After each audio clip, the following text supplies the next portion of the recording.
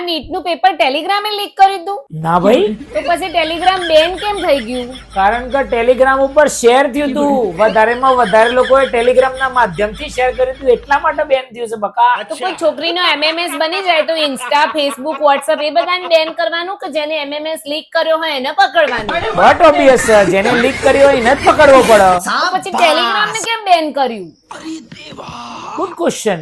જેને paper leak કર્યું હોય એને પકડવાનું ને? અહીંયા ભાઈ વાત નીટના પેપરની છે.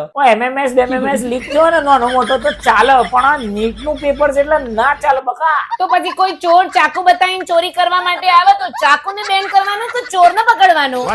ચોરને જ પકડવો પડે ભાઈ. ગાડીથી એક્સિડન્ટ થાય તો ગાડીને બેન કરવાની કે ગાડી ચલાવવા વાળાને પકડવાનું? ડ્રાઈવરના જ પકડીએ ને બીજા કોને પકડીએ તાણે? તો પછી અહીંયા કેમ ટેલિગ્રામને બેન કરવામાં આવ્યું છે? ટેલિગ્રામના થ્રુ થયું હતું ને. હા, એટલે સોનીની દુકાનમાં ચોર આઈને ચોરી કરે તો સોનું બેન કરવાનું, નહીં ચોરને નહીં પકડવાનું, બરોબર? સાચી વાત છે. મોદીજી હમણાં તો કીધું છે કે સોનું ખરીદવાનું નહીં. તમે સોનું વેચશો તો ચોરી થશે, એમાં અમે એવું કરીએ પછી? હા, એટલે ચોર કોઈને ગોળી માર દે તો બંદૂક બેન કરી દેવાની, પણ ચોરને નહીં પકડવાનું, નહીં? ના ના, બંદૂક બેન છે, ઇન્ડિયામાં ઇલીગલ છે, રખાય જ ના.